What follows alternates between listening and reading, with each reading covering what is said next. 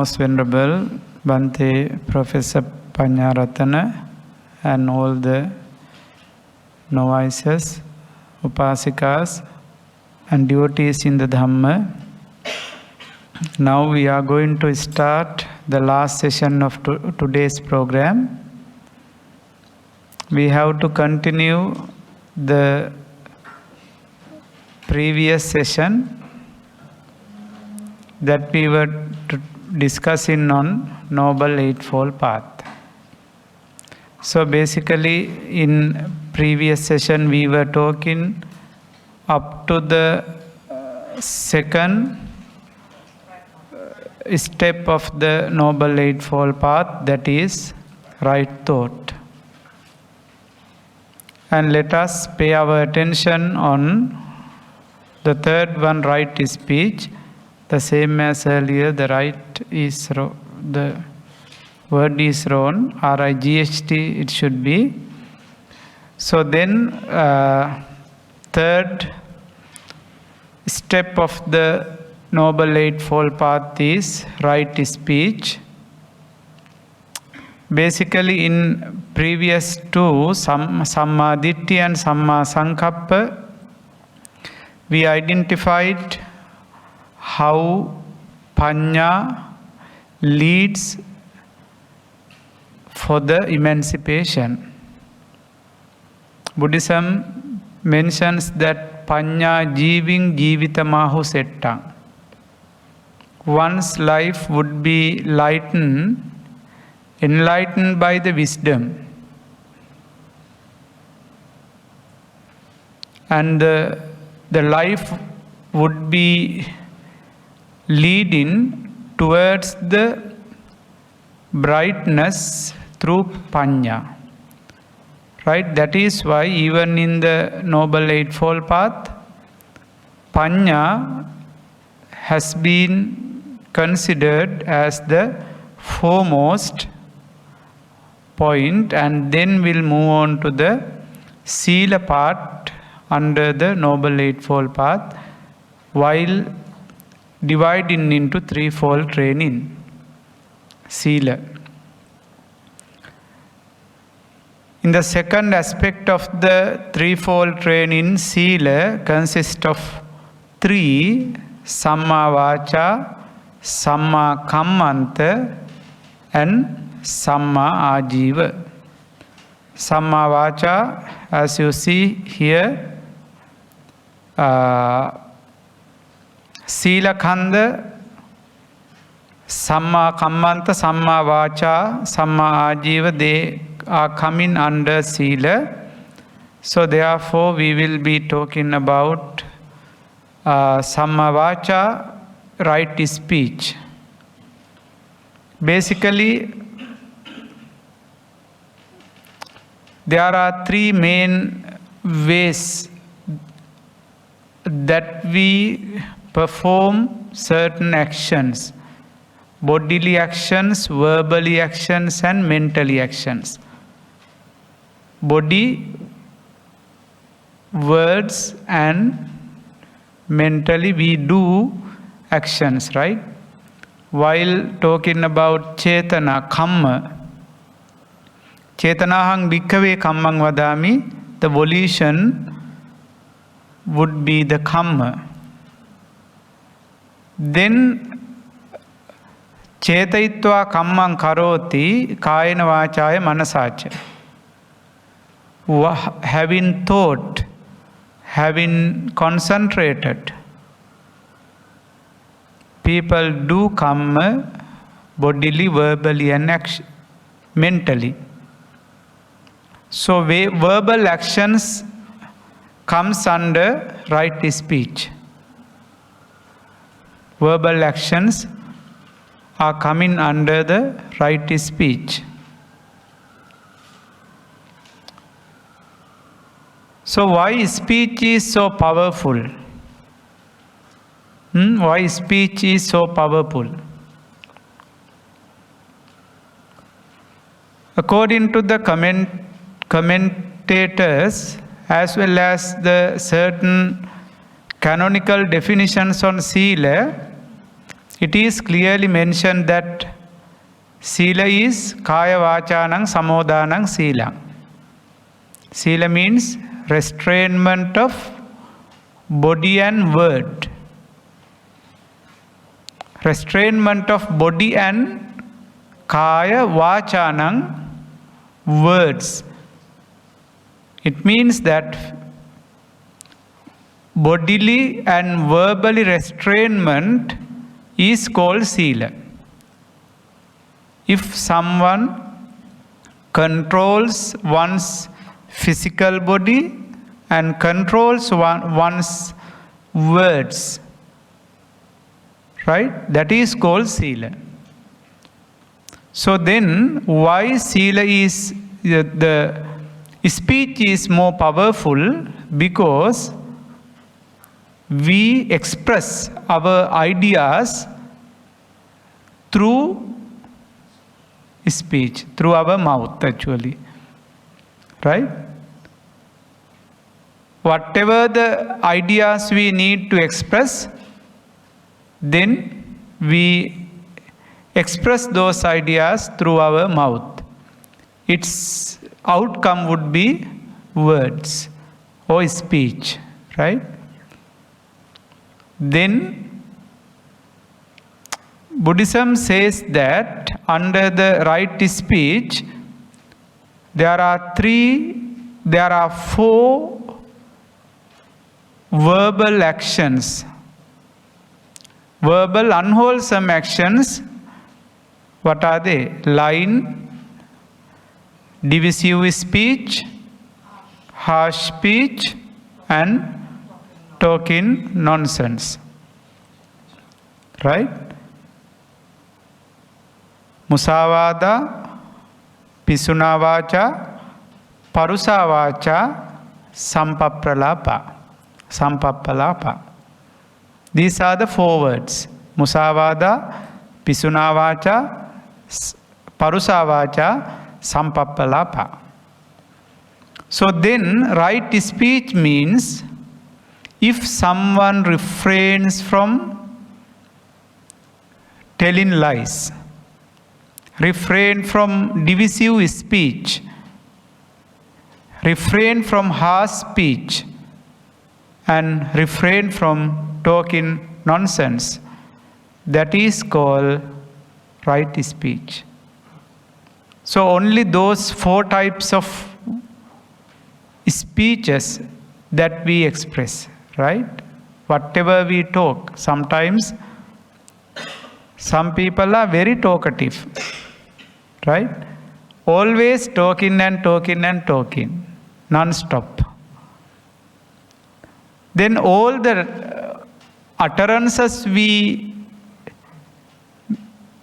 do, when they were classified, they can be incorporated into four categories like that. So therefore,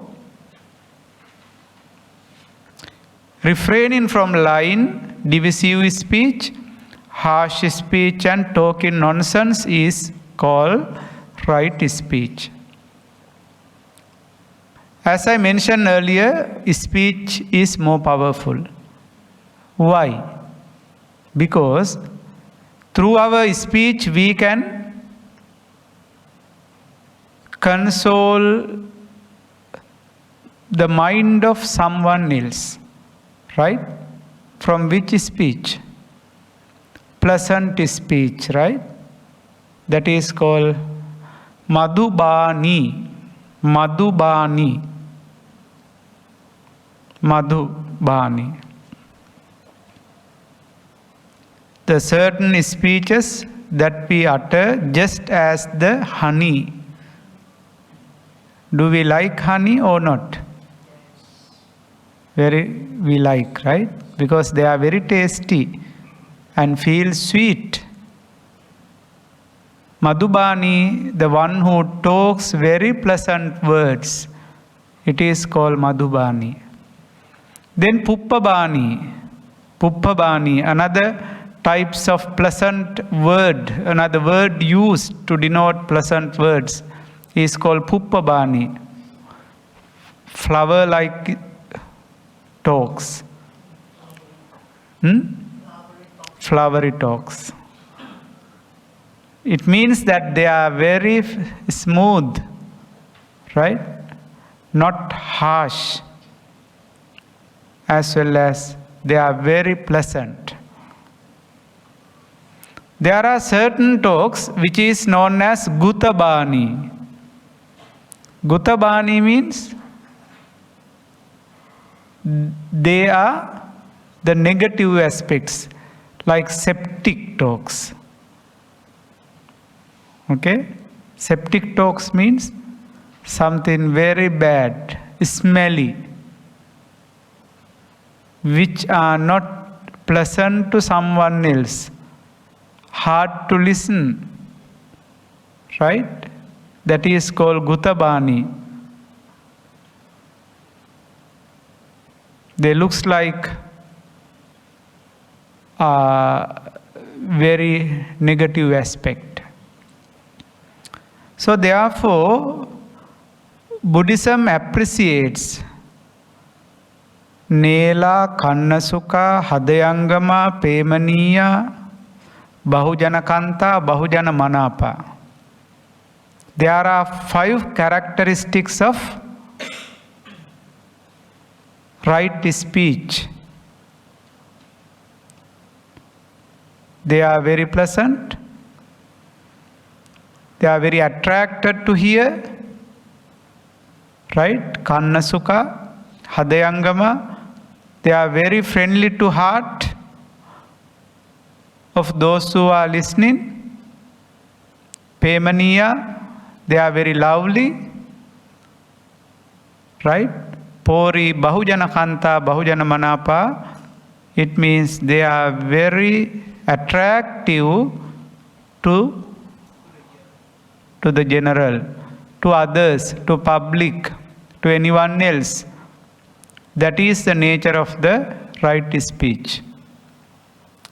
That is why Buddha has appreciated the importance of right speech, and he said that he instructed to refrain from lying. What is the consequence of lying? If we are a liar, no one will trust us, right?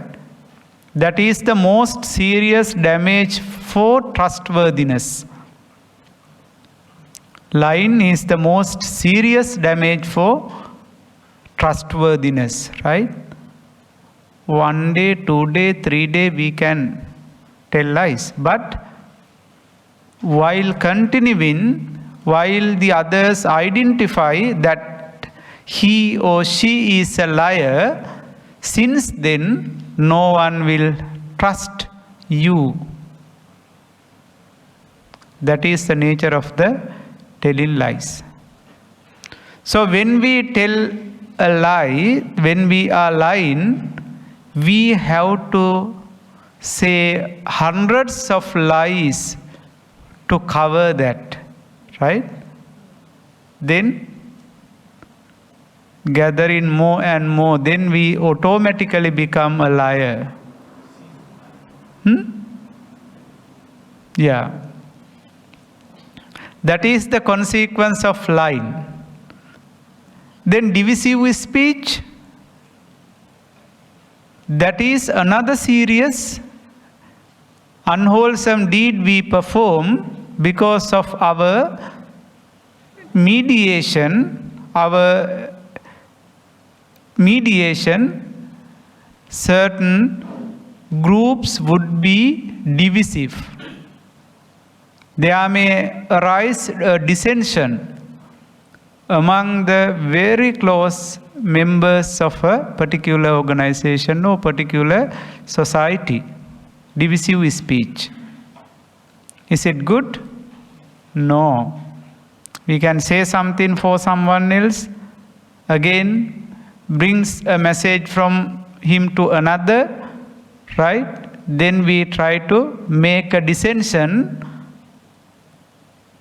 between two or between among a group of people, then that would be harmful to oneself and the others, both sides.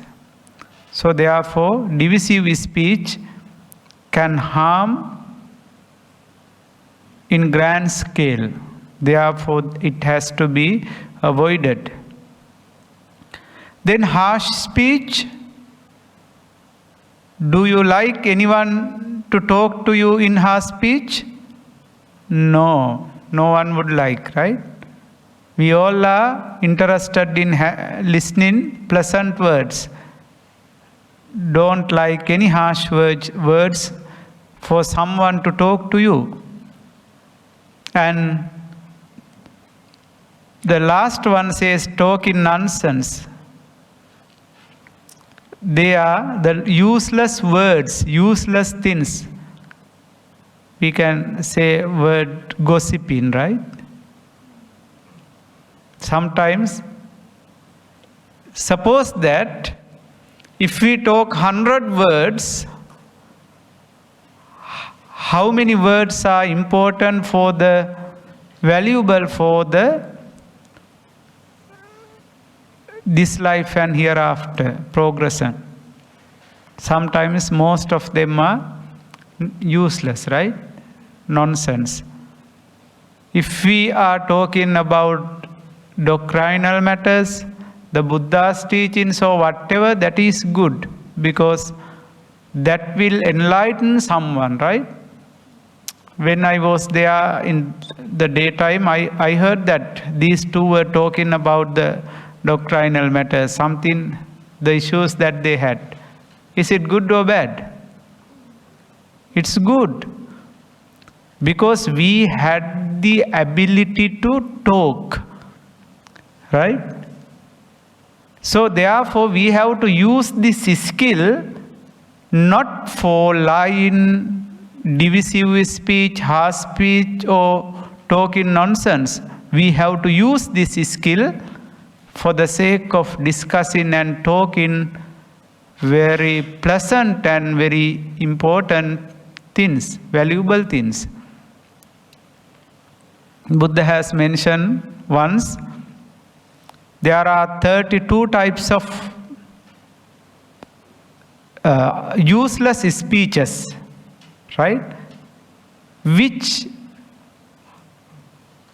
waste our time, as well as which is harmful to make different kinds of issues. What are they? Like example, talking about the kings, Rajakatha, talking about rulers or the politics, never end, right? Every day creates new news and new stories. Then Chora Katha, about the thieves, right? Itti Katha, about ladies or women, right? They create new stories again and again, day by day. Will not end. Itti Katha, Purusha Katha. Before the women, you said talking about things. No. Chora, thieves. Thieves. Those who are stealing. Yeah. Robberies. Yeah. Okay. Then Itti Katha, Purusha Katha. Then about the wars, struggles. There are so many types of, the ways of talking nonsense. They are useless because they are not helpful for us to have a very good life here and hereafter. That is why Buddha said that one should try to be very careful on our speech. Right? So the right speech means refraining from mainly lying, divisive speech, harsh speech, and talking nonsense. So entirely through this aspect, through this stage of the Noble Eightfold Path, Buddha has instructed to control our speech, right? Just keep our mouth closed. Then so many issues can be settled down. Most probably we are becoming troublemakers because of our mouth, right? In our family, maybe between husband and wife, between family members, among family members, with the society, right? Because of our words, we create different kinds of troubles. Therefore, that is very important for controlling our mouth for the betterment of this life and hereafter. So that is what Buddha has pointed out. Then right action, samma kammanta. Next point is samma kammanta. You know, kammanta means action, what we do from our physical body.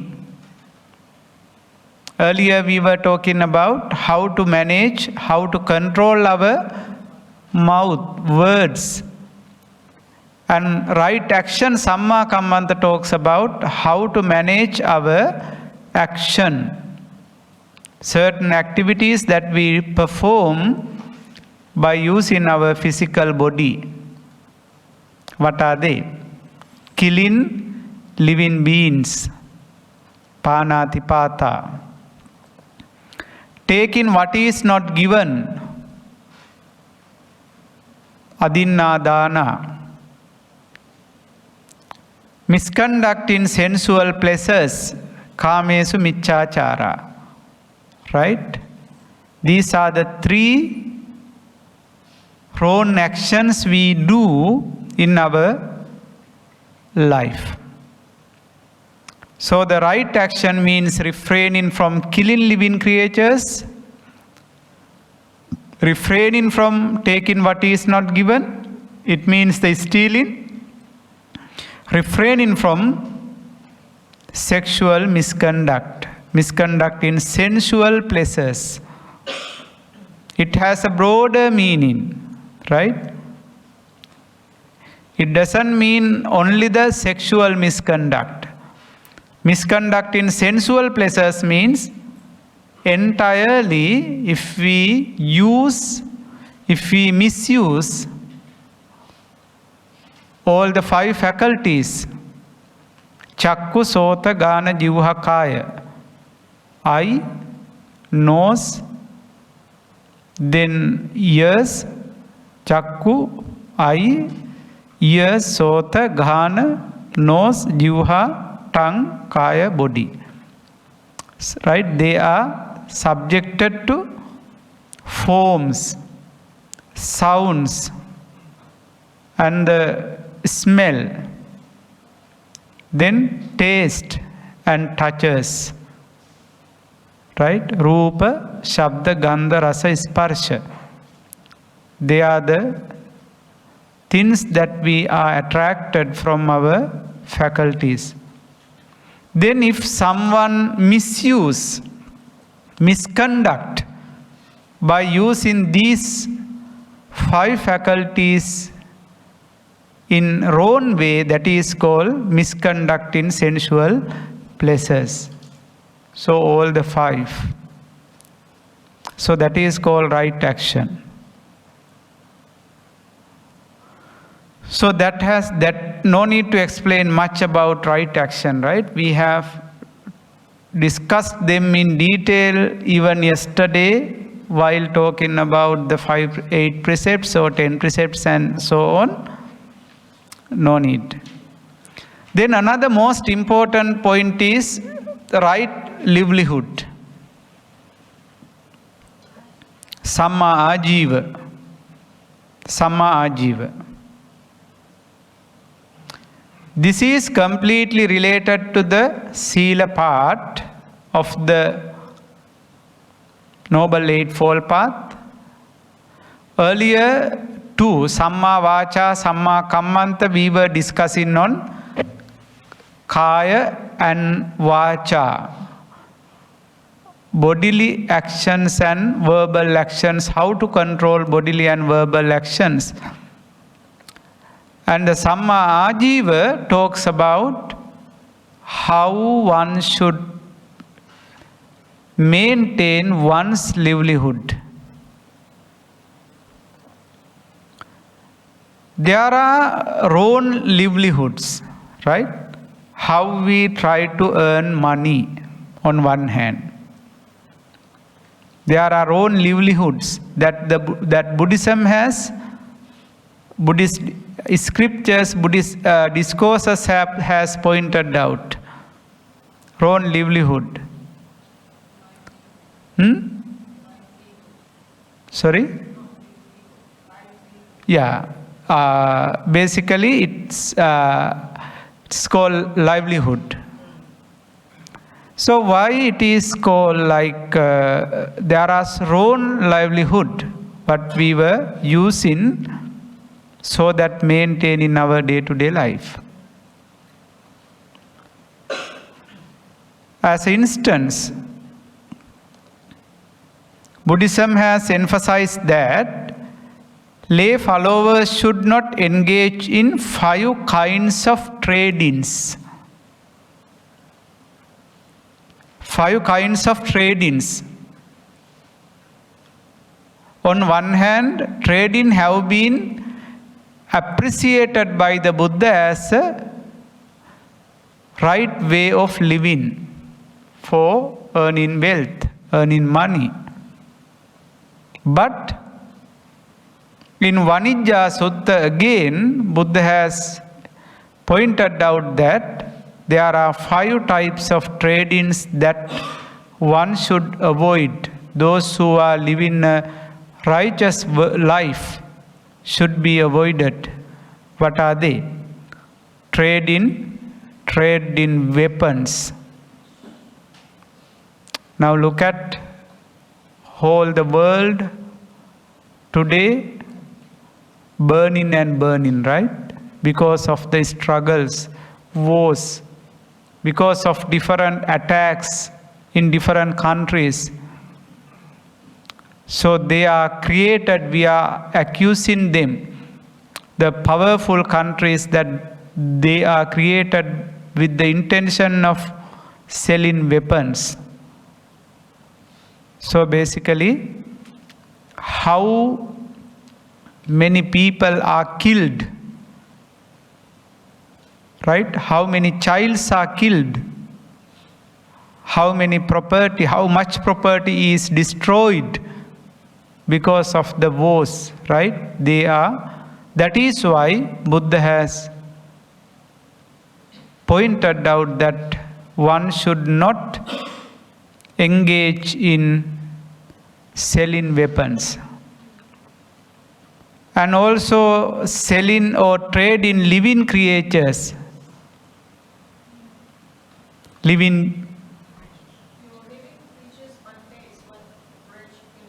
Sorry? Yeah?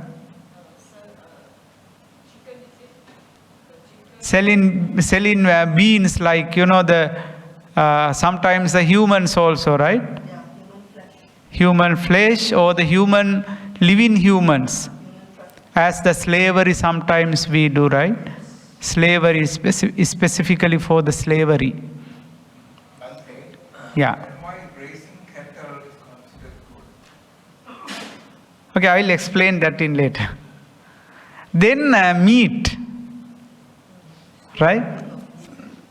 Flesh. No.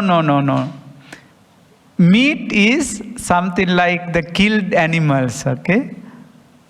Living creatures, it is a living people, beings or whoever, like slavery or whatever the things like that. The meat, that is right? Then slaughter animals for meat. And then intoxicants. Then the poisons.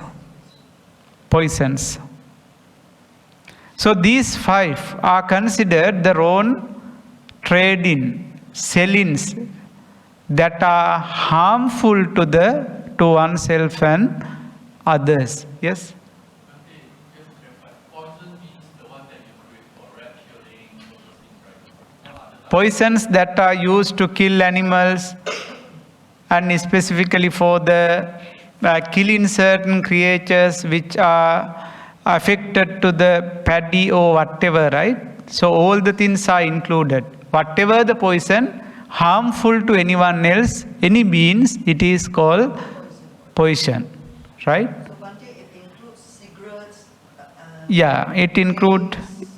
They include under the intoxicants, right? Cigarette and whatever the things, whatever the poisons used to create anything else, they include the poison. There are certain ways of doing them with, cultivating them with organic ways. But normally some of the multi-billionaires, they try to create certain viruses, and against that, with the purpose of trading, they create poison. In our traditional cultivation, there were no way of using poison, right? But the thing is that we have to be very careful in deviating these two, the intention of using them, right? If we use them instead of with the intention of killing any living being and harmful to any living being, they can be considered as a poison. But there may be certain chemicals or whatever which needs to be used to make certain like usable things, right? Then while considering its impact on oneself and the other, that can be identified, that can be deviated from that. But basically, whatever the poison harmful to any being, any living creature, or that is called poisons, right? So then Buddha said they have to be avoided by considering them as the wrong ways of selling. Nowadays, there has been a very huge argument among the commercial world. Without these 5, how can earn money? Right? Most probably people raise this question. You suppose that intoxicants, medicine, right? Pharmaceuticals, sometimes they belongs to intoxicant category.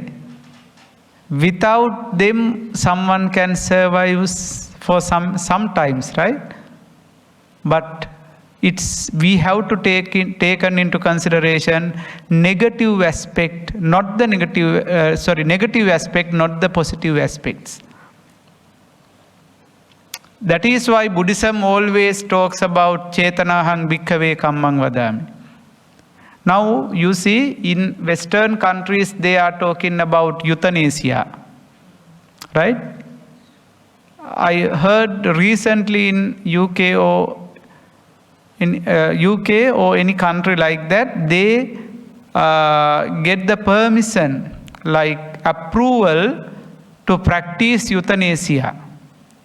When a person who is in the deathbed, about to pass away, if they are having much difficulties, painful, in such situations, giving permission to kill them, allowing them to die. So that is called euthanasia. But the thing is that whether it is ethical or unethical has to be discussed more and more.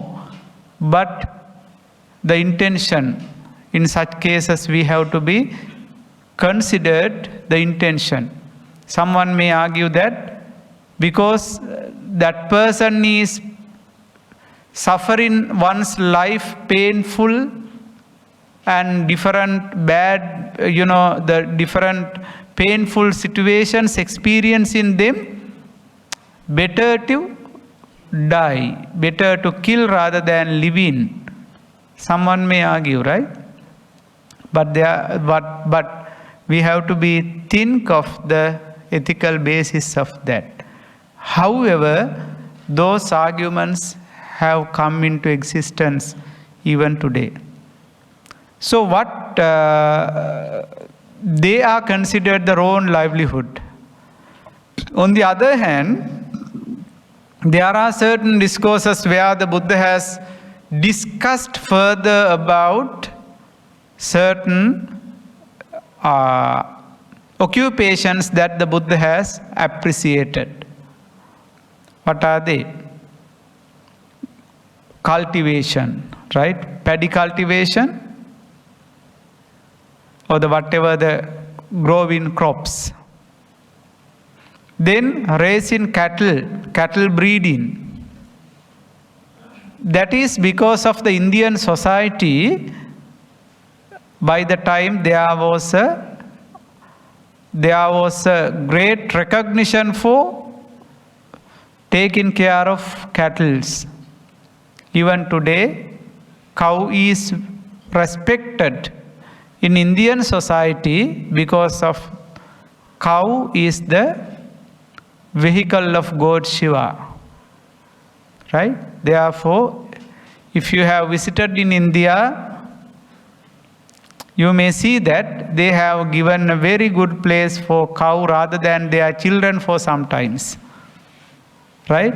In front of the house, they have, just as we park our vehicle, the same way they have allowed the cow to stay sometimes in the house. They are very respectful.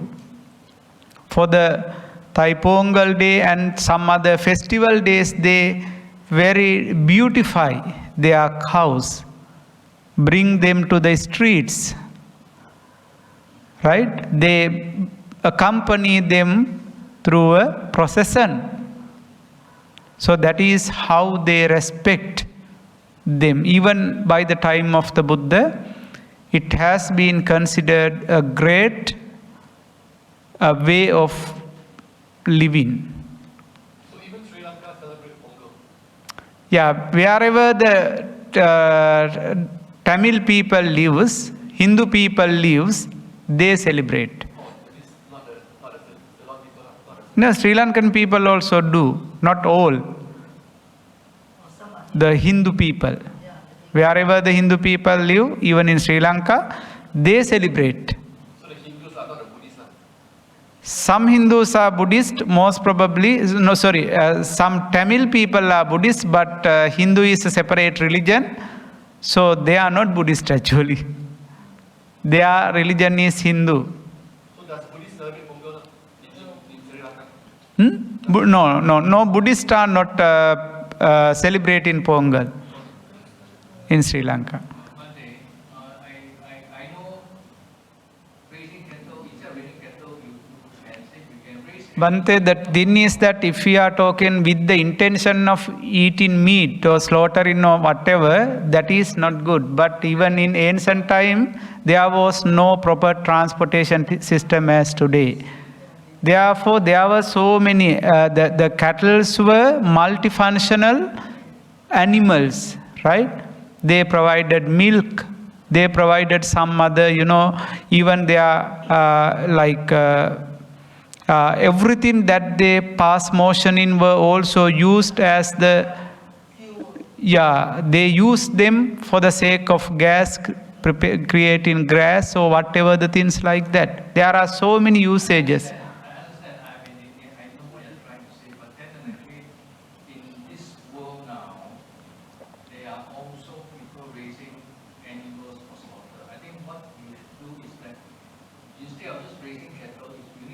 around there for non-slaughtering. Yeah, that what you are talking I can understand, but I am referring to the sutta. According to that, what the Buddha says is, if someone raise the cattle with the good intentions for giving such a services from them, that is what they use. That what does it say?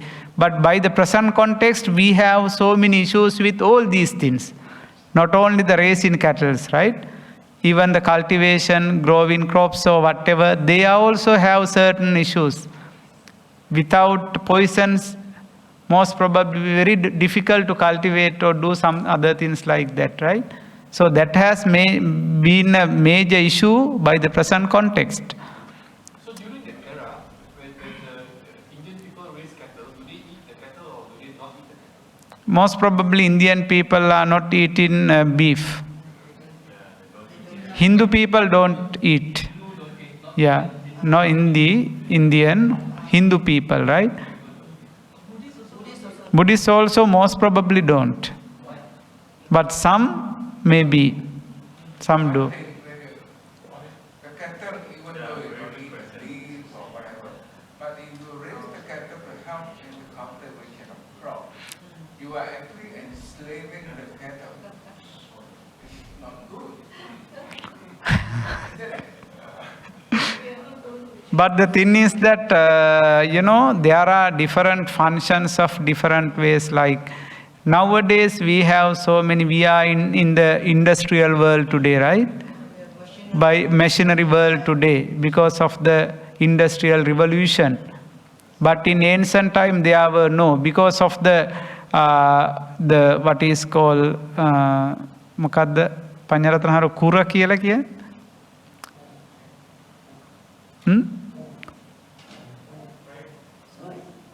hook. Yeah, because of the hoof of the cows, that is what they use for the cultivation by ancient time, right? Yeah, on one hand for the fertilizer, on the other hand sowing the paddy fields by the time. Now we have prepared certain machines right now, but in ancient time there were no. Even in India, I've seen people using cow dung. Cow dung, yeah. Dung as fuel. Yeah. And I think they actually use it to cook. Right? So, They use everything. They do not release everything. We have to understand the Bhante trying to say it from the sutta point of view. Yeah, that is why I said I am trying to say is by considering the present context, there are many issues, right? But basically, these are certain things that can be identified as certain positive aspects. In the government service, domestic industries, etc., there are so many examples from Kotadanta Sutta and many other suttas. We can identify them as the right livelihood. We refer to the 5 things that Buddha said no. Regardless of how many years down the road, if it's something that contradicts with the poison and all that, then you shouldn't. Yeah. I would like to share about the common culture in China, Vietnam, and some of these places like that they also have this culture of not eating beef. Yeah, that depends on different cultures. So, however, most important point here, Samma Ajiva, is not that the do's and don'ts, like, what are the occupations that they appreciated, what are the things that the Buddha rejected or whatever. It is not the main point. Is these 5 kinds of own livelihood as mentioned in the suttas. Kuhana, Lapana, Nemittakata, Nippesikata, Labena Labhang, Nijiginsanata. These are the main point related to the own livelihood. So basically, Kuhana means hypocrisy. Hypocrisy.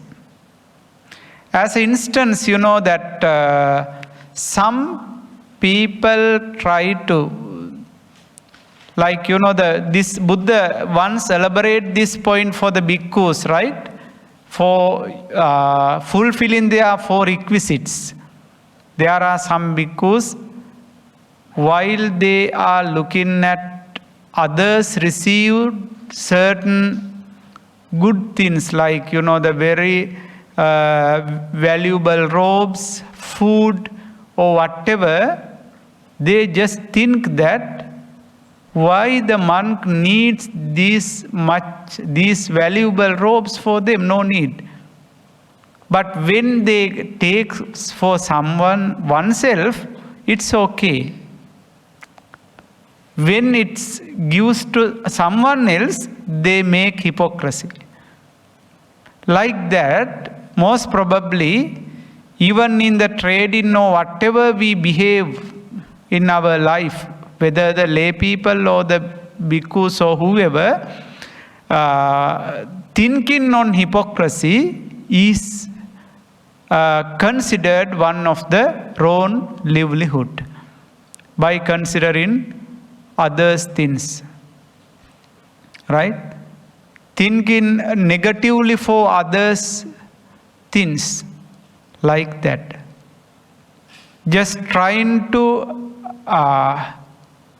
get something from someone else by making hypocrites to others, something like that. So Buddha said that it is a kind of wrong livelihood. One should avoid that. Okay? Then second one, lapana. Lapana means talking with an evil motive. Suppose that someone try to illustrate certain qualities that doesn't have. Saying that I am an arahant, therefore you have to respect me. You have to give me something like that. Right? Showing, trying to talk with evil motives. Certain qualities that we doesn't have, but try to do that. Sometimes trying to take a good value for a object which is not valued. Such value, right? Valuable things. Just try to give in a maximum value to the lower value object, because by using one's own talkative way of talking, right? So that is called lapana. Most probably you may have experienced that certain people who are engaged in promotions, certain goods, right?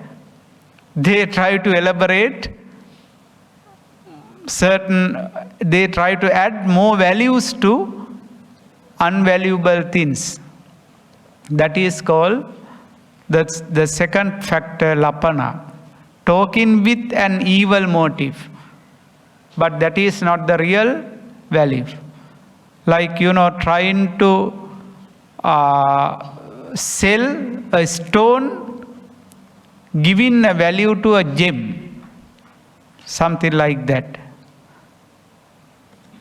Then nemitta kata, hinting by making signs or giving indications with an evil motive. Trying to give hints, right? Hinting by making signs or giving indications with an evil motive. That is not they know the real nature, but trying to give hint with the intention of making a motivation, selling the good or whatever the things like that.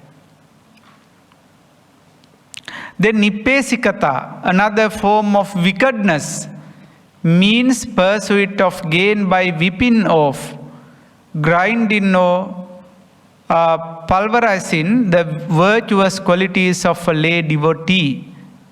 I mean that Buddha has preach these 5 points by considering monks, right? You suppose that if certain monks would try to admire the lay people with the intention of taking something, that is for the monk's perspective. For the trading perspective, try to use certain words to illuminate certain value. That is called nippesikata. Then labena labang nijiginsanata, seeking gain with gain. Like, profit by profit. Taking profit by, seeking profit by profit. That is called labena labang nijiginsanata. They are not enough, even though they get rains of gold coins, right? That is the nature of the worldliness, putujjanas. So therefore, it is called the 5th point under their own livelihood. So Buddha said that one should not away from these 5, kuhana, lapana, nemittakata, nippesikata, labhena labang nijiginsanata, one should get rid of, should avoid these 5 types of own livelihood, so that practicing the right livelihood. That is what Buddha has pointed out. Yes.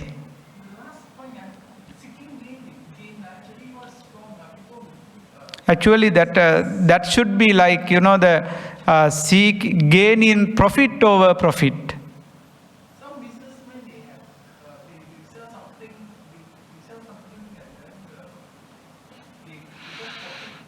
Yeah, that is not incorrect. But the thing is that exploitation of labor, right?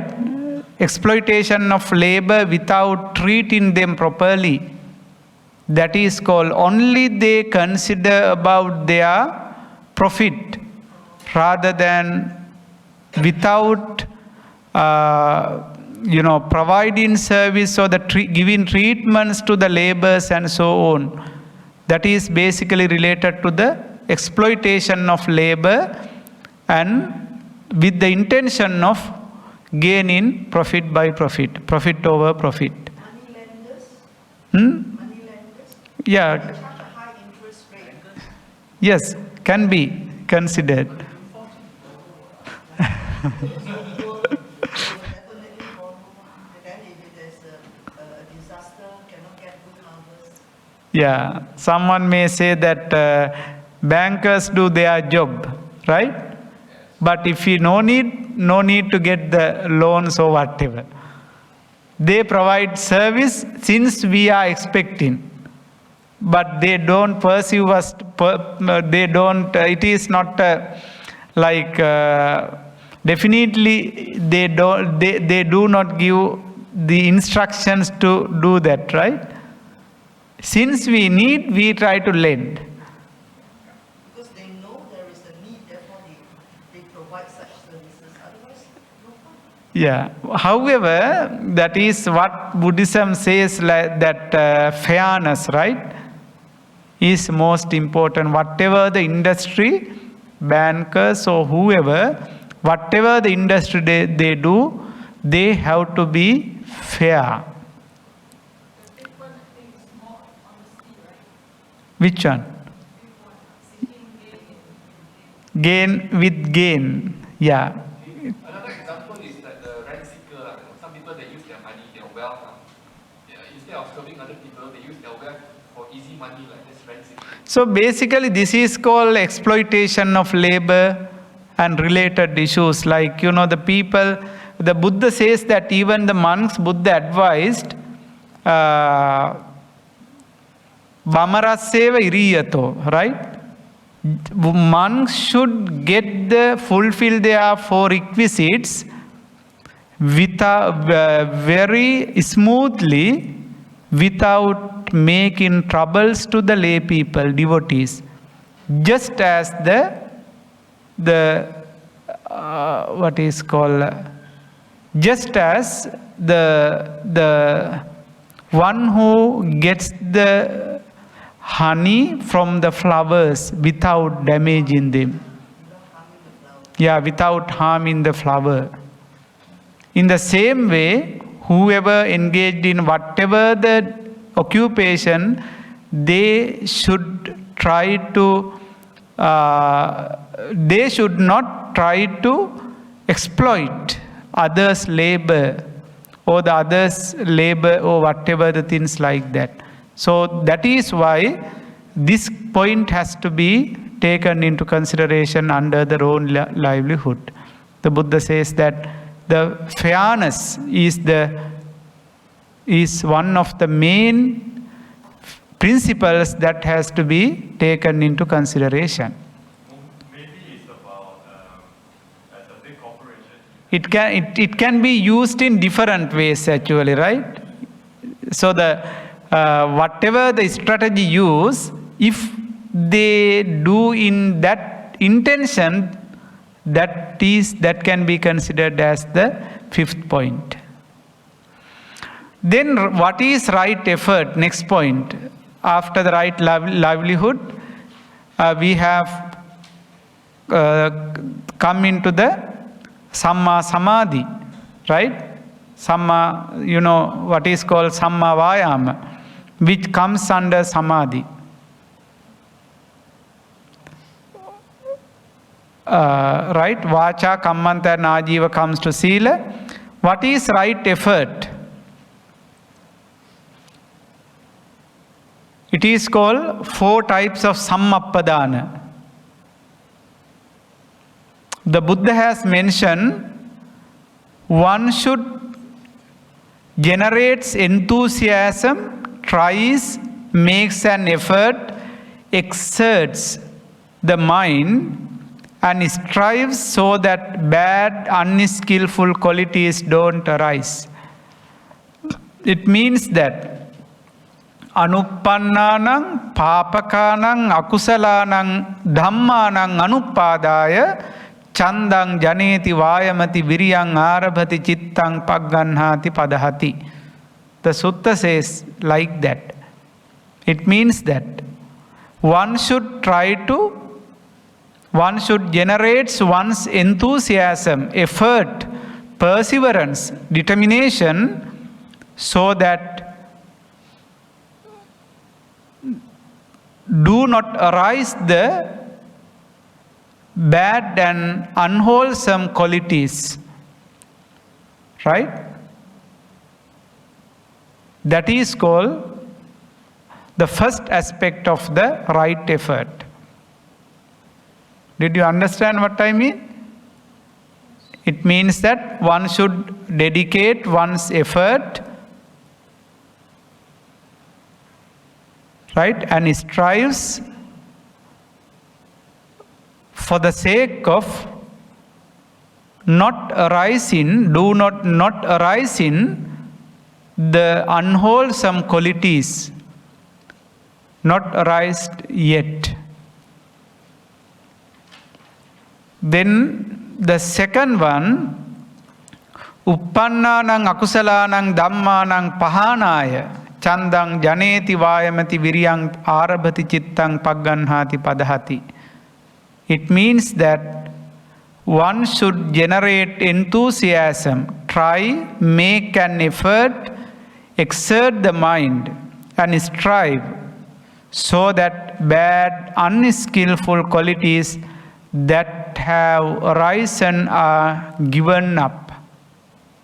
With the intention of given up unwholesome qualities that has already arisen, one should try and makes one's effort.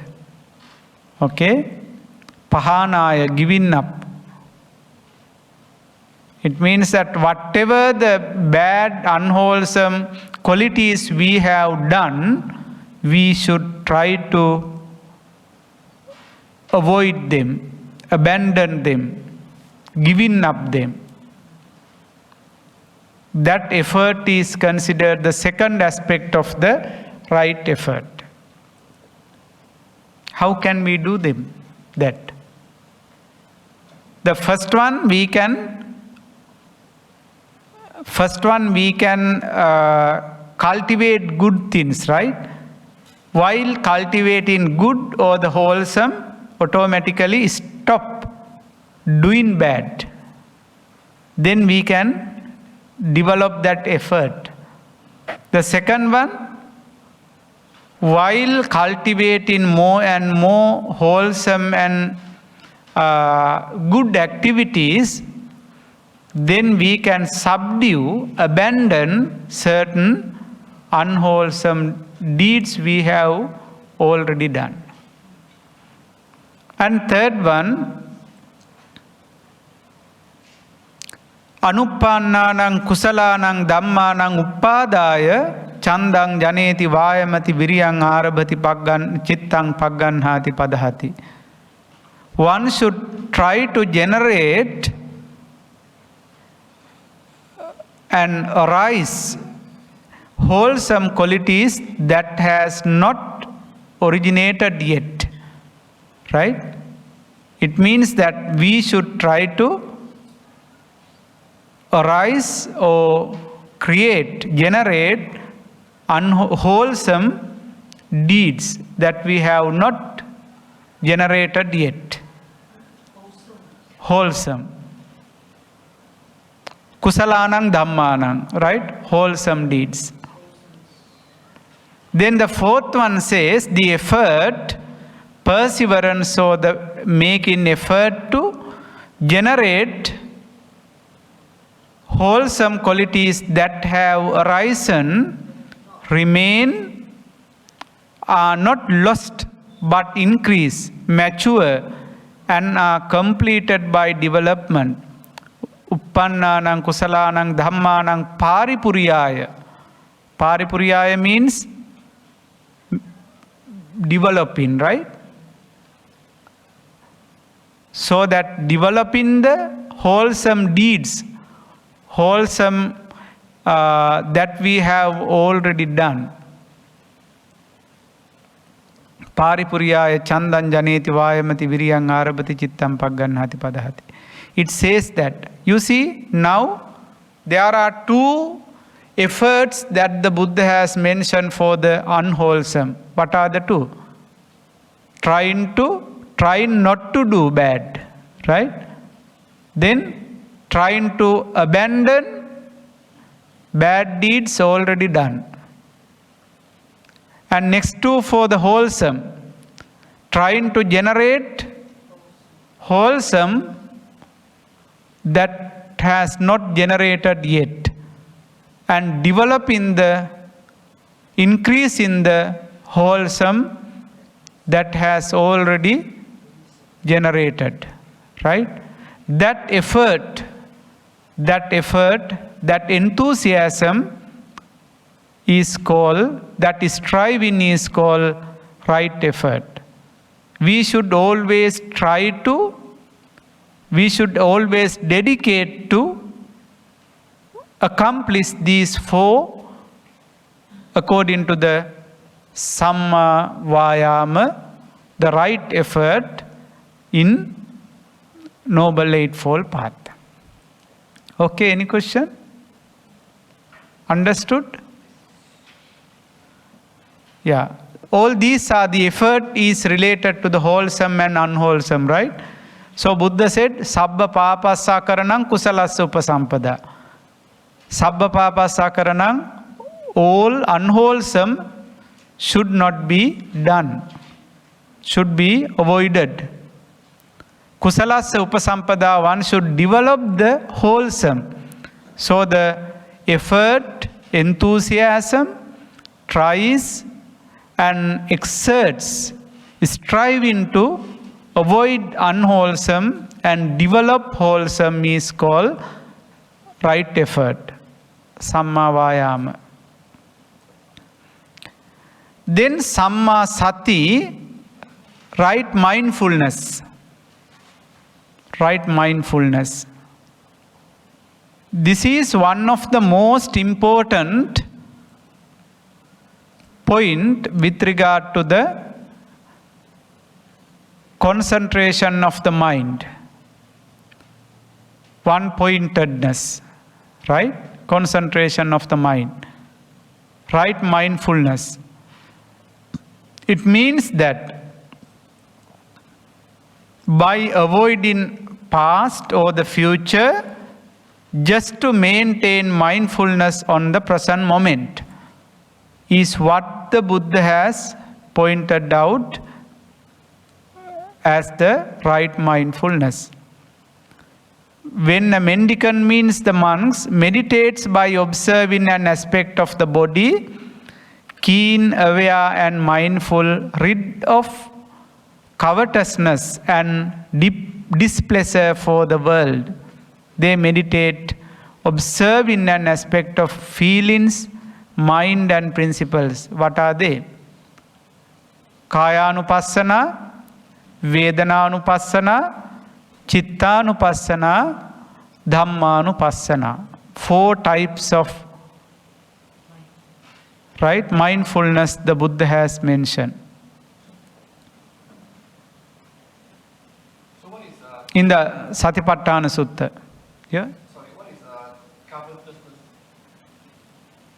It is called rid of covetousness and displeasure for the world. It means that one should try to observe one's own body. Right? Getting rid of covetousness and displeasure for the world. I'll explain them in later. How to be mindful.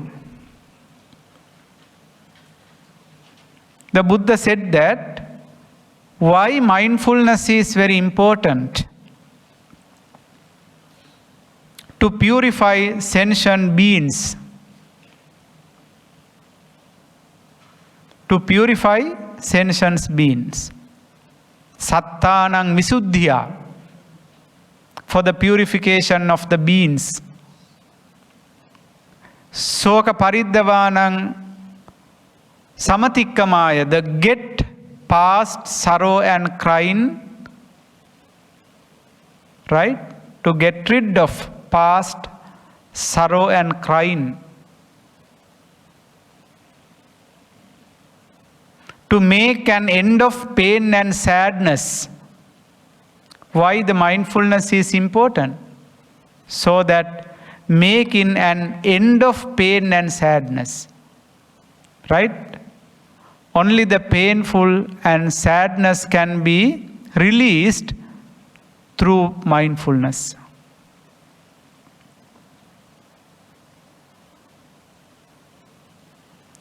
Then to discover the system, Nyayasati Adhigamaya. System means to discover the understanding of the knowledge, right? Noble truths.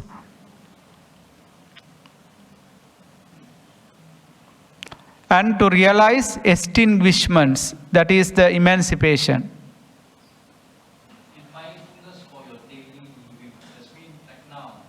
Yeah, that is correct. Now these are the objectives of practice in mindfulness, right? I mean that what is the importance of mindfulness? So even you said, I'll explain them in later, how to practice mindfulness, as you said in our day-to-day life also. Yeah. So if I read what you are trying to meditate to do this. Actually, the mindfulness meditation is not only for daily life. That is entirely for this life and hereafter until attaining enlightenment, Nibbana. This has to be practiced. Actually, that is when we separate the two words, mindfulness, meditation separately, there is a problem like that. But mindfulness is something very common concept and which are related to all the aspects, as you said, that is correct. Not only in the meditative posture, but also all the aspects, right? I'll explain them in later how to do that. So basically, in Satipatthana Sutta, as you all know, there are 4 types of mindfulness, right? Meditates by observing an aspect of body, that is called Kayanupassi, Kayanupassi Viharati.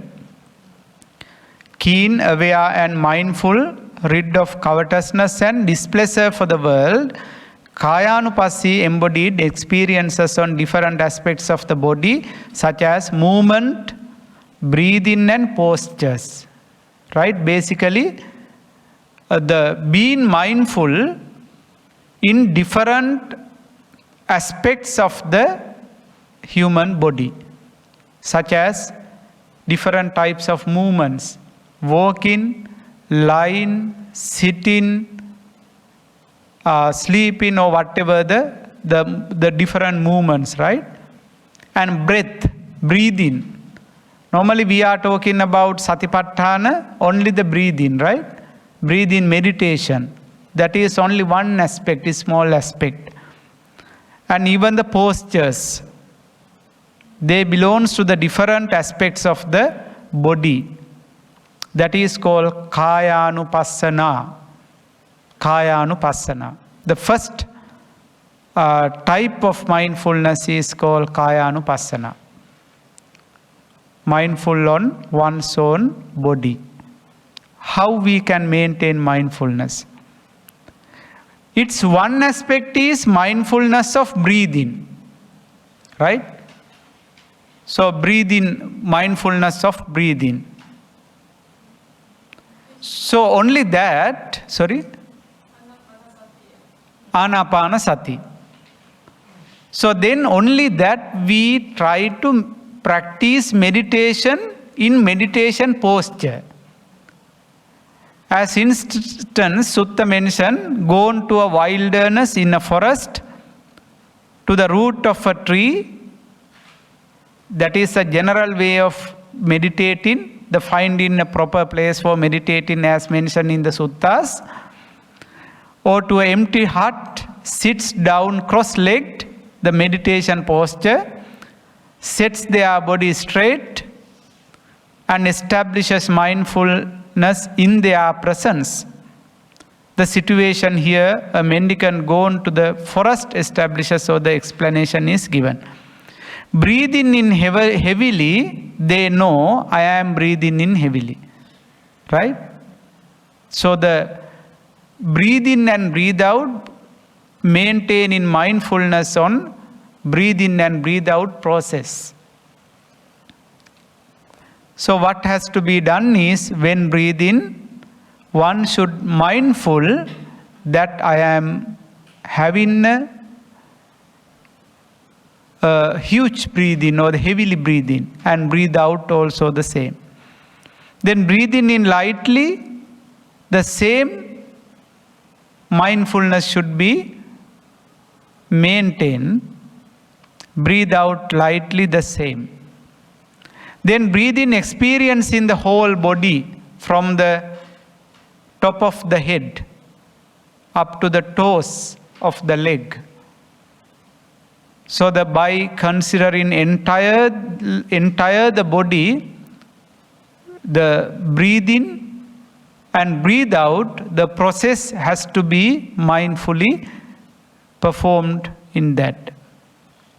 And breathe in is still in the physical process. Breathe out is still in the physical process. You know, this is called Anapanasati. That is only for breathing. Mindfulness on breathing is one aspect of the Kayanupassana. Understood? Right? Kayanupassana is the first mindfulness meditation technique. In that, Anapanasati is one aspect. That is regarding the breathe in and breathe out process, and maintaining the mindfulness on breathe in and breathe out. When breathe in, one should contemplate on I am breathing right now. When breathe out, one should mindful on that also. When taking a heavily breathe or the strong breathe, then that should be mindful on that, like that.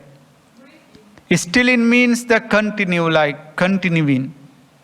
So the just breathe in and hold on, right? Normally when we are doing guided meditation, just try to breathe in and then try to hold a little while and then breathe out, right? It continues still in. So therefore in Kayanupassana, breathing is one aspect. And another second aspect is the postures, right?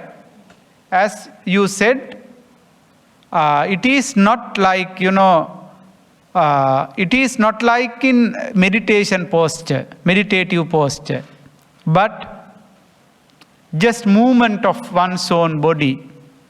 When walking, one should be mindful that I am walking right now. When standing, Buddha says, Gate, tite, nisinne, jagarite, sampajanakari hoti. Right? Walking. Tite, standing. Nisinne, sitting. Jagarite, lying down. Whatever the movement, postures we maintain at that time, one should have mindful on that. That is called Satipatthana Sutta. That is called another aspect of the Kayanupassana. Okay? It means all are related to the physical body. Now the breathe in and breathe out process is also related to the exercise for the physical body. And the movement of the body, walking, standing, sitting, lying down. 4 postures of our physical body. Right? The maintaining the mindfulness on those postures is another aspect of the Kayanupassana. Now we got 2, right? Then third one, situational awareness, mindful on situations, different situations. What does it mean? Mindful on different situations. Awareness when going out and coming back. You suppose that you are inside the room, when going back, going out and coming back. There should be mindful. Then when looking ahead, looking aside. Whatever the movement that you see, wherever you see, it should be mindful. When bending and extending the limbs, right? When bending and extending the limbs, one should mindful on that. Different situations. When bearing the outer robe, bowl and robes, right? When you wear robe or cloth, then you should be mindful on that. When eating, when drinking, when chewing, when tasting, when urinating, and when defecating. When walking, standing, sitting, sleeping, walking, speaking, and keeping silent. Even keeping silent, you should be mindful. Now all these are the different situations that are related to our body, right? We should be mindful on that. That is what the Buddha mentioned. Now you see how most probably we, as the Kayanupassana, we just try to breathe in and practice the meditation on breathe in and breathe out. But it has to be mindful in all the aspect related to our physical body like this. Now we identified 3. The first one is the breathe in and breathe out process. Second one, the postures, sitting, walking, lying down, standing, etc. Then situational awareness, all the activities we do in such situations, we have to be mindful. Right? Not only that, focusing on the repulsive, that is the inner, what is called process of our physical body. Earlier we were talking about, right, the different behavior, what we do. Now here, repulsive, focusing on the repulsive. As instance, a mendicant examines their own body up from the soles of the feet and down from the tips of the hairs, wrapped in skin and full of many kinds of filth. This practice is intended to counter sexual desire and obsession. The primary focus is on one's own body rather than another's body, although that can be brought in also.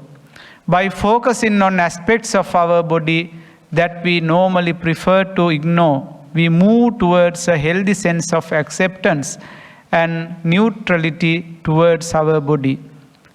How to be mindful in this body? There is head hair, body hair, nails, teeth, skin, flesh, sinews, bones, bone marrow, kidneys, heart, liver, diaphragm, spleen, lungs, intestines, right, mesentery, digested food, feces, bile, phlegm, pus, blood, sweat, fat, tears, grease, saliva, snot, synovial fluid, and urine. There are 32, right? Yeah, 32 types. In the Attimasmin Kaye Kesa, right? Body hair, loma, body hair, nakha, nails, danta, tacho, mansang, naharu, attiminja, bone marrow, wakkang, hadayang, yakanang, kilomakang, pihakang, pappasang, antang, antagunang, udariyang, karisang, pittang, semhang, pubbo, lohitang, sedo, medo, assu, vasa, kelo, singanika, lasika, muttang, mattake, mattalunganti. Right, 32. Then it means all these are inside our body, right? Then while practicing mindfulness, we should have the aware on the internal process of our body. Rather than the physical movement, we have to be mindful on what is happening inside our body. It is functioning all the time, right? It's functioning all the time. But if 5 of them are outside, the body hair, they are outside, but basically they are considered the different kinds of related to the physical body. Even though they are outer, most of the others are inside and they are functioning. One should be mindful.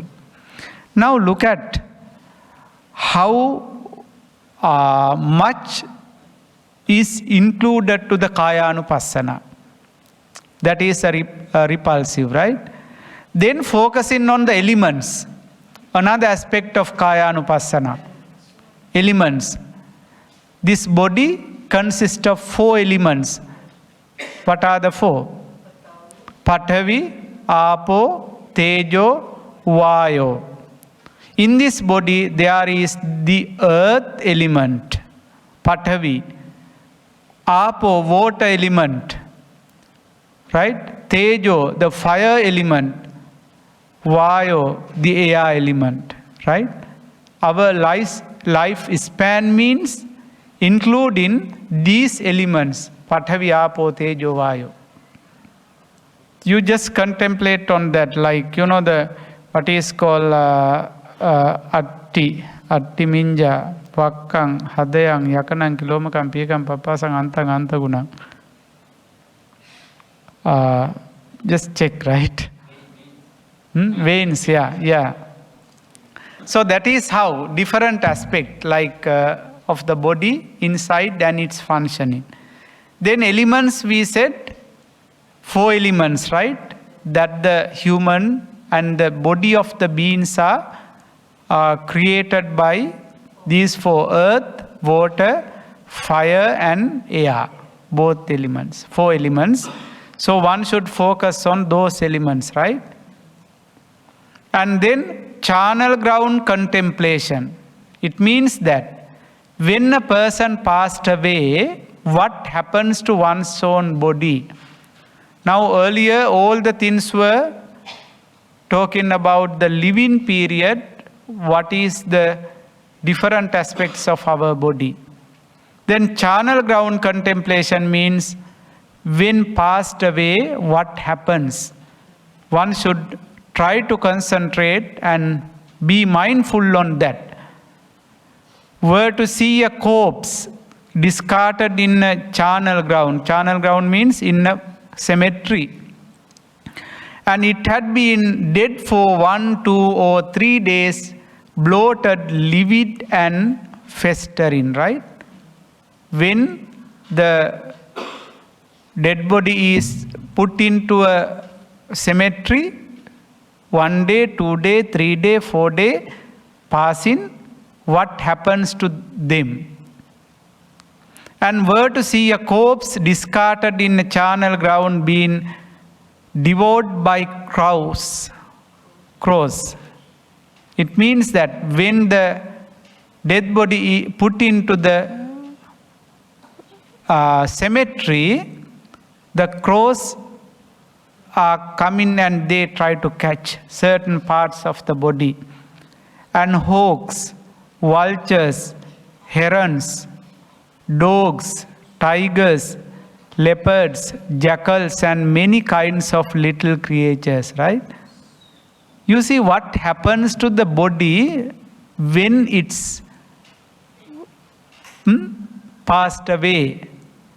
When passed away, put into the charnel ground or the cemetery, what is going on. Nowadays we are not allowing the jackals or the crows to come and take certain flesh, right? Because we just cremate, right? Or burial. But earlier there was no in such a way. Then we can really understand what happens. So how we should keep in mindfulness on them? By considering that this is the same nature for my body. When I passed away, when passing 2-3 days, my body also subjected to have these things. And when it put into the cemetery, these animals will come and they catch certain parts. Something like that, the mindfulness should be concentrated on one's own body. Then, were to see a corpse discarded in a charnel ground, a skeleton with flesh and blood held together by sinews, right? What is available? What can we see? Just after taken by the different animals, then remains a skeleton with flesh and blood and holding together by sinews inside the body, right? Now the body is open. Then you can see what is the nature of inside the body. Then bones rid of sinews scattered in every direction, right? The certain parts of the body is in different directions, which has been taken by different animals. Here is hand bone, right? Then there is foot bone. here an ankle bone, there a shin bone, here a thigh bone, there a hip bone, here a rib bone, there a backbone, here an arm bone, there a neck bone. It means that different parts of the body are in different places, right? It is like spread in different places. So that is the real nature of the body. Then Kayanupassana means, right, from the mindfulness on the breathing up to the last point we said, charnel ground contemplations just after death, until spread in different bones of a body, that contemplating on, mindful on the what happens to the body, and it is called Kayanupassana. Okay? So then what we try to understand is, in all these different situations, we should try to contemplate that this happens to my body itself. Even though now I am here, we can experience some different things, like, until the elements we can understand. But then the last one, we cannot understand by ourselves since we passed away. Then by looking at what happens to others' dead body, then we can contemplate on oneself. One day, I also will have this situation. So the mindful on that. So therefore, that is called Kayanupassana. So that maintaining mindfulness, one should try to mindful on one's own body. That is called Kayanupassana. Okay? Any question? No. What is covetousness? Covetousness means what is called, More than greed. it is the higher level of greediness and hatredness, something like that. You want to possess. And then you do Just try to search the meaning, then you will understand. That gives the same idea to the greediness and the ill will situation, like that. When they are interrelated, the mentality that arises, like that. Then the second one, Vedananupassana, observing the feelings, right? The first one, Kayanupassana in Satipatthana. Second one, Vedananupassana, observing the feelings. There are 3 types of feelings. What are they? Pleasant, painful and neutral. Sukha Vedana, Dukkha Vedana, Adukkama Sukha Vedana. Sukha Vedana means pleasant feelings. Dukkha Vedana, painful feelings. Right? Adukkama Sukha, neutral feelings.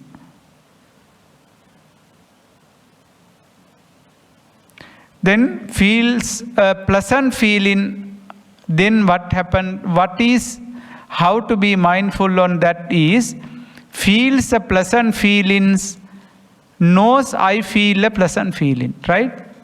That is, when we are feeling a pleasant feeling, we have to be identified as it's a pleasant feeling. Like, when we feel comfortable, right? We identify that it is comfortable. That is the Sukha Vedana. Then you suppose that if someone whom we are interested in comes and they try to apply something in our body, then we feel pleasant, right? We don't feel painful or whatever the things like that. The interested touching or whatever the situations like that. Then painful feeling, dukkha vedana, when we are feeling painful, when we are having painful feeling, we should identify that it's a painful feeling. Now contemplate on, now you are sitting on a chair for a day, right? Then you feel, is it comfortable? No, painful, right? Sometimes uncomfortable, very hard. Oh, that is the understanding or the identification of that feeling. Then neutral, adukkama sukha, feel a neutral feeling. How to identify neutral feeling? Neither pleasant, no painful, right? I don't know how to understand that situation. However, so that different kinds of feelings we have to be identified. So that when we feel, we have to be mindful on that. So this can be happen in different situations, like when we are having any diseases, suffering from any kind of wound or whatever the situations, in all the feelings that we consciously identify, then we should try to concentrate on that feeling. It is called Vedana Anupassana. Anupassana means mindful on feelings. Right? Then Chittanupassana, observing an aspect of the mind. So the how to mindful on mind, because we can maintain mindfulness on mind based on the volitions that arises in our mind. Okay? Sometimes we have greedy mind, right? Lustful mind, which is called raga. I think I can enlarge a bit of the words, a bit small. Which one you mean? Enlarge it, make it bigger. Okay, then what is the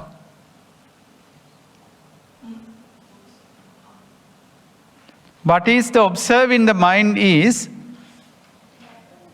it basically talks about the volitions that originates in one's mind, right? There arises different volitions in our mind. But what kind of volitions? Greedy volition, then hatred or ill will volition, and deluded volition, right?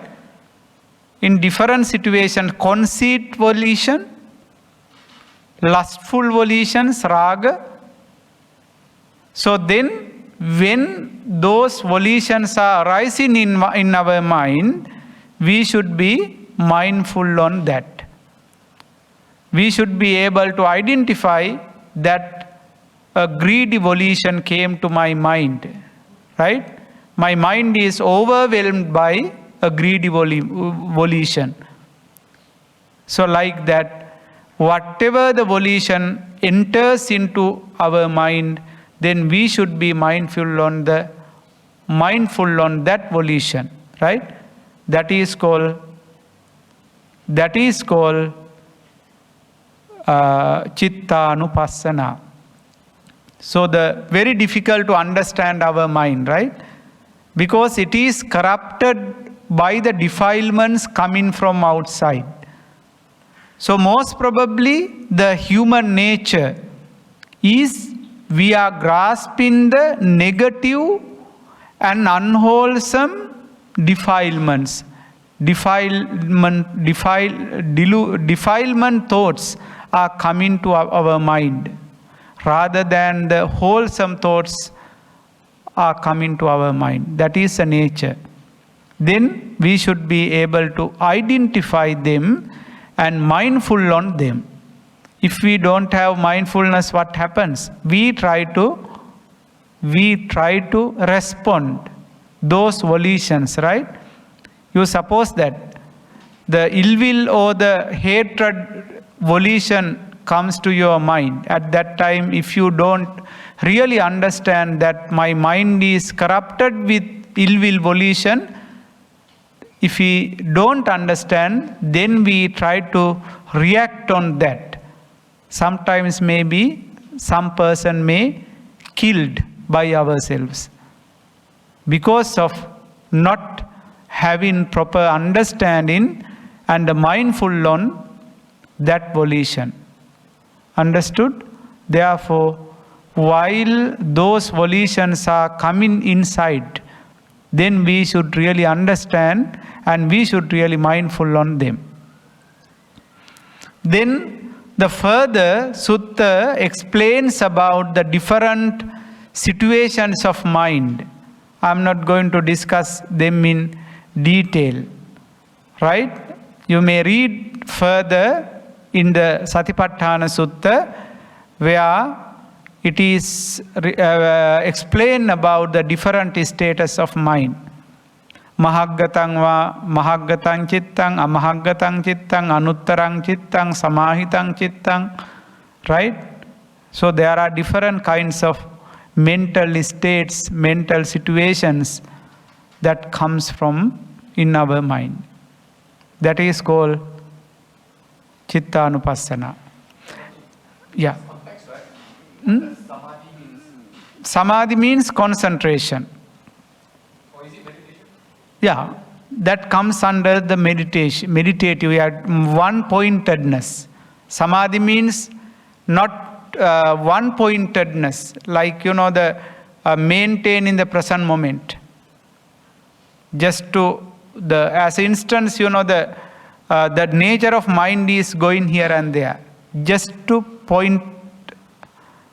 maintain the pointedness on one thing, like as instance, Buddhanussati, right? When practicing Buddhanussati, just try to focus on the Buddha without allowing the mind to go here and there. Just focus on. The mind can go up and down, front and back, left and right. Yeah. That particular point. Yeah. But then Samadhi means keeping one-pointedness to particular aspect. Yeah, maintain in the present moment. Through the meditation, actually it can happen. It can be done through the meditation. Then here Samahita Chitta means, Samadhi Chitta means what?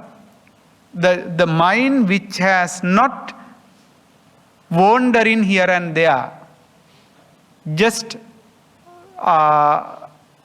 maintaining one-pointedness, right? One aspect, living in present moment. Then Dhammanupassana is another aspect of the Samma Sati. So the Dhammanupassana means observing principles. What principles? The Buddhism mentions about the hindrances, right? Observing and the mindful on different, observing the principles of our mind, Dhammanupassana. Example, 5 hindrances, right? 5 hindrances. What are the hindrances? Nivarana. Then I have sensual desire in me.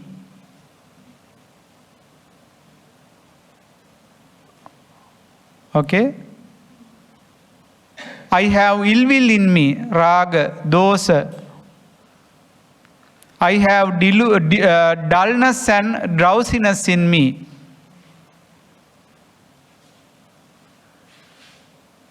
I have restlessness and remorse in me. I have doubt in me. Right? Like that.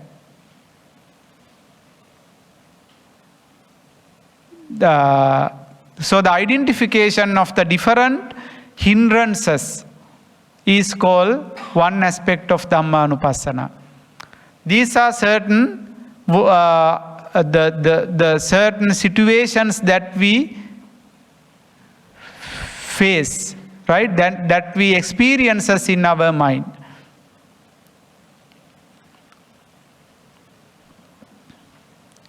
Okay? Then keep in mindful on different hindrances. Kamachanda, Vyapada, Tinamidda, Uddacha Kukkucha, Vichikicha. Right? These are the 5 hindrances. So the Kamachanda, I have sensual desire in me. Then we should be mindful on that. When we are having ill will or hatred, one should identify that a hindrance has generated in my mind, like that. Then the aggregates, 5 grasping aggregates, Rupa, Vedana, Sanya, Sankhara, Vijnana, forms, feelings, perceptions, dispositions, or the choices and consciousness. So then one should try to identify origin of the form and the continuation and ending of forms. Okay? So then that maintaining that mindfulness, that consciousness in different aspects of the mindfulness is called the Dhammanupassana. Rupa, Vedana, Sanya, Sankhara, Vijnana, different aspects. Then the origin and ending of those 5 aggregates should be really understood mindfully. Right? That is called Dhammanupassana. You may read them further. Then the sense feels. Chakku, Sota, Gana, Jivha, Kaya, Mana. Eye, ear, nose, tongue, body and mind. Right? The sense feels. Observing the aspects of the principles with respect to the 6 interior and exterior sense fields. Chakku, Sota, Gana, Jivha, Kaya, Mana. Eye, ear, nose, tongue, body and mind. So the maintaining mindfulness on different faculties in our mind, in our body. And then awakening factors. Awakening factors are principles with respect to the 7 awakening factors, like awakening factor of investigation of principles, inquiry into dhammas, phenomena, energy, rapture, tranquility, immersion and equanimity, etc. And then finally, the truths, right? Mindful on the truth. Truth means what? 4 noble truths. Suffering, origin of suffering, cessation of suffering, and path leading to the cessation of suffering. You know, this is called 4 noble truths. Then one should be mindful on that also. Then under the Dhammanupassana, Satipatthana Sutta clearly emphasizes the maintaining mindfulness on hindrances, aggregates, sense fields, awakening factors and 4 truths, right? That is called Dhammanupassana. Then last one is right concentration. That is what I mentioned earlier too. Right concentration means then while practicing up to now, then finally one try to maintain the one-pointedness, samadhi, concentration. So then while practicing samadhi, it can be practiced only through meditation, right? Earlier we were talking about sati, through the satipatthana or the whatever the meditations aspects, samatha and vidarshana. Most probably samatha meditation, one can concentrate. Then in the concentration level, one can practice, one can achieve absorptions. Absorptions means jhana. Okay? First jhana, second jhana, third jhana and fourth jhana. First, second, third and fourth absorption. It means the patamajjhana, dutiyajjhana, tatiyajjhana, chatuttajjhana. Until the fourth jhana, fourth absorption, one can gain by practice in meditation in the concentration level. Now, while a particular person comes to the fourth jhana, he would be a non-returner. Non-returner means not coming back. It means anagami, right? He has come to the anagami level. Now in the progressive path, anagami level. Understood? When practice in the concentration or samadhi, one comes to the anagami level, right? Then, but still he is not enlightened. Then, so that enlightenment, the rest of the two parts should be carried out. Now you see the first 8 until the Samma Samadhi. And the 9th one, Samma Jnana, right insight.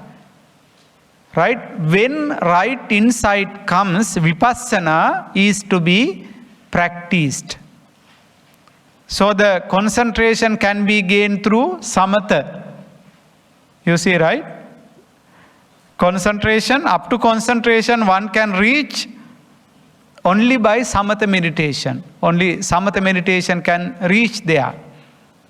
Because one who practices Samatha meditation, he can gain up to the 4th jhana. Right? Then, after that, under the Samma Jnana, he tries to practice Vipassana. Right insight. And finally, Samma Vimukti, right liberation, it means the fully enlightenment. Fully enlightenment. Arahanthood. Pacceka Buddhahood or the Buddhahood. So in the step, 10th step of the Nibbanic path. So what I wanted to say here is basically Noble Eightfold Path is, on one hand, it is a progressive path, right?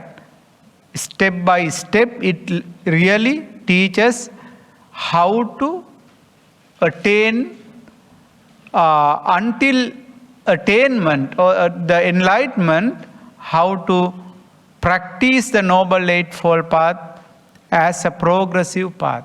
On the other hand, it leads the individual for the material development and spiritual utmost, climax of the spiritual development by attaining enlightenment, right? Then, so that is what the Noble Eightfold Path mentions, and the path leading to the cessation of suffering. Then someone comes to that level, from the concentration level, he will be gaining the anagami status, and then he will direct his life towards the emancipation by practicing Samma Jnana and Samma Vimukti. Okay. Any question? Yes, okay. The last two fold, right? May I know in which sutta you explain it? Actually, this is available in Visuddhi Magga, the path of purification, right? Because now there is a issue. The issue is with the Samma Samadhi concentration level, if the concentration level is considered the last aspect of the Noble Eightfold Path, right? There is a gap from the fourth jhana up to the enlightenment. So that filling that gap, right? Samma Jnana and Samma Vimukti have been added to the Noble Eightfold Path by the commentators. By who? By the commentators. Is it only in Visuddhimagga? So it's not added in by Buddha. Actually, it is available in Visuddhi Magga where it is clearly mentioned about the attaining enlightenment. So only in Visuddhimagga. Yeah, I could not find yet in a sutta, but it is available in Visuddhi Magga. Now the thing is that there is a logical format here. The logical format here, the thing is that, while coming to the Samma Samadhi, one can gain Samadhi only through Samatha.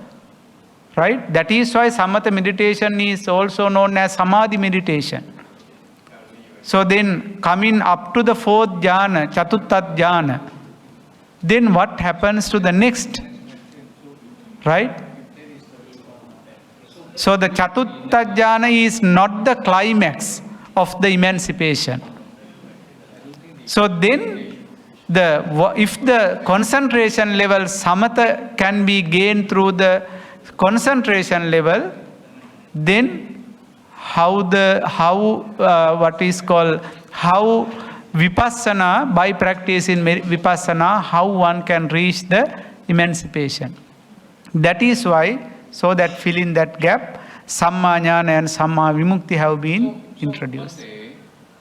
So this Samma Jnana and Samma Vibhuti you say is by other people, right? No, I am not talking about other people. Who? Commentary is who? Actually I don't have time to explain what is commentary. Commentary is the explanations given to certain discourses. Like, as an instance, the commentaries were compiled by Yasassi Thera in Sri Lanka, elaborating certain teachings which is not clearly mentioned in the sutta's canonical text, and that has been clearly mentioned in commentary, the progressive path. So that is not written by Siripala or someone else, right? A general common person. Those commentaries are the most authentic, second to the canonical text. What the problem is? The canonical text also, they have been taken in oral tradition, right? From the Buddha, until it was compiled in Ola leaves, they were continued in oral tradition. No records from the time of the Buddha. They were started to written down in Sri Lanka after 5th century AD. Buddhism originated 6th century BC, right? So the compilation of Tripitaka started 5th century AD. Then you see, after 1,000 years. Then there may be certain parts of the Buddha's teachings may have missing because of certain bhikkhus, while they were maintained in oral tradition, they may have forgotten them. Who knows? Because they face different, even the natural disasters, right? Then the monks passed away. Some of them went to India. They all maintain a few people with their memory. While compiling them, they may be missing. That is why later commentaries were compiled by the erudite scholarly monks, right? So that explaining certain places which is found in the canonical text. But doesn't Buddha had mentioned, if anything that is not in sutta is not by him? Sorry? If anything that is not written in sutta is not said by him. Actually, There is a clause in the sutta stating that, right? There are 84,000 Dhammas preached in Pali canonical text, right? Out of them, only 82,000 have been uttered by the Buddha. 2,000 is uttered by his disciples. Entire the Tripitaka is not the Buddha's utterances. Some parts were the Arahants, right? Sariputta, Moggallana and some other disciples, they have uttered certain parts of the Tripitaka. So the thing is that, authentically identification of the Pali tradition, the principles in Buddhism, when they are not really understood by canonical text, then we refer to Attakatha or commentaries. So we still, throughout the world in Theravada, where Theravada tradition practices, they consider commentaries are authentic. So this, just to simplify it, so this Visuddhimagga is also commentary by the scholars, Yeah. which means that they actually study the sutra before they actually make any commentary, right? Yeah. Because the thing is that they have been compiled based on the canonical text, Sutta. They have not compiled what they need. As instance, Jataka stories, right? In Pali Jataka text, there is no any story. Right? The biographical stories don't have. There is only certain stanzas there. But later in Sri Lanka, they compiled the story related to that stanza. Then we call Jataka story. Right? In the same way, Dhammapada, there are only stanzas, a list of stanzas. The stories were created by the Sri Lankan scholarly monks later in Dhammapadatta Katha, the commentary to Dhammapada. So that explaining the idea given in that sutta, that verse or whatever like that. So, however, I did not see in the canonical text regarding these two, but need to investigate more and more. But it is clearly mentioned in Visuddhimagga. Regarding the Visuddhimagga is, the path to purification, Nibbana. It clearly mentions about that. So the thing is, Bhante, even you suppose that the Dhammacakkappavattana Sutta, in Dhammacakkappavattana Sutta, Buddha has delivered all the things very brief, right?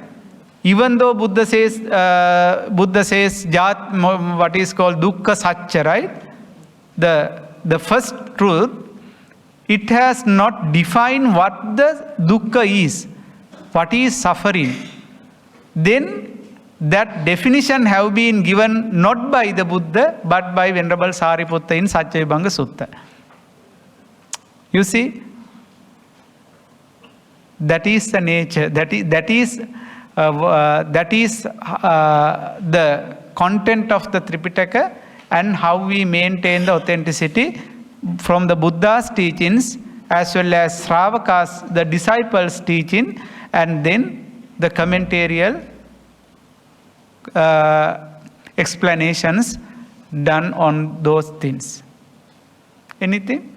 Okay, can we go back to dukkha, anicca, anatta, please? Sorry? Dukkha, anicca, anatta. Dukkha means suffering, right? Yeah. So I forgot what is anicca. Anicca means impermanence. Impermanence. Anatta means soullessness, non-soul. Would you like to elaborate a bit about non-self? It means that not accepting the same soul. Like, the Buddhism is not Atmavada.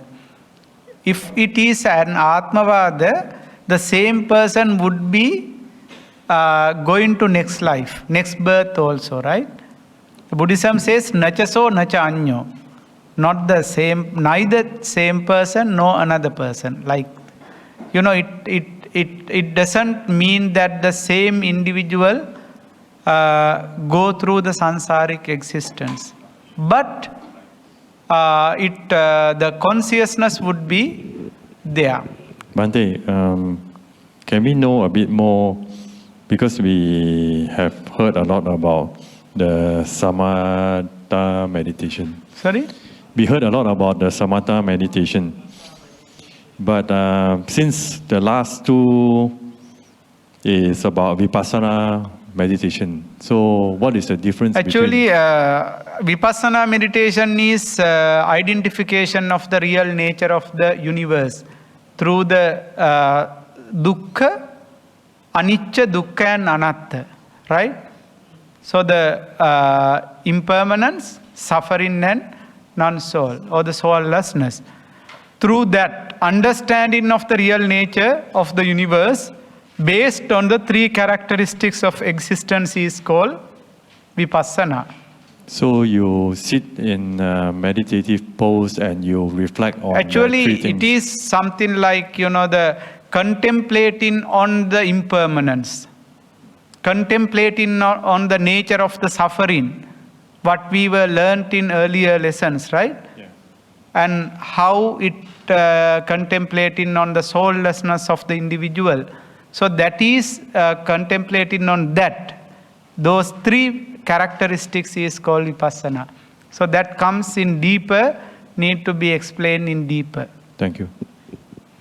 Okay, I think already we had 2.5 hours discussion. So there are so many things. I know that you have so many questions, right? And also, I'm very happy to explain what as far as I can. But the time flies very fast. Okay? Therefore, we will wind up today's session.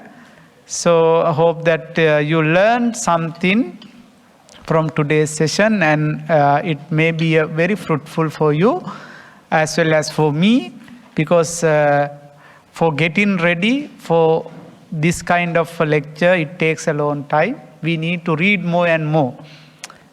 With the curiosity, we need to read more suttas, right? Sometimes 2-3 days we have to get ready. Get ready means reading more and more. Then we gain much knowledge and we renew our knowledge, right? And then we are thinking of possible questions and possible answers for them.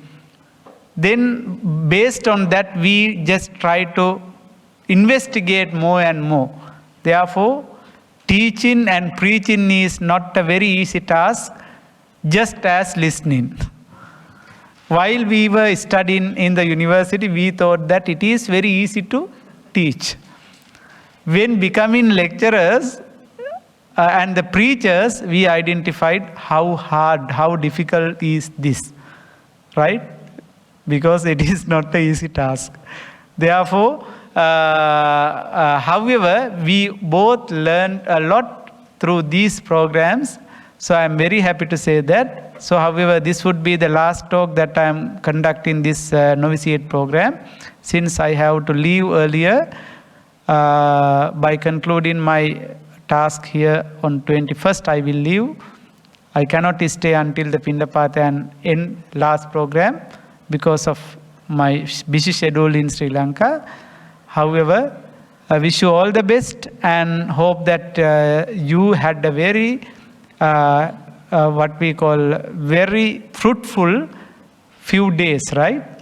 We have few days ahead to come and to make them very fruitful, and wish you all the best, long life, healthy, and may you be able to attain the supreme bliss of Nibbana. Sadhu, sadhu, sadhu.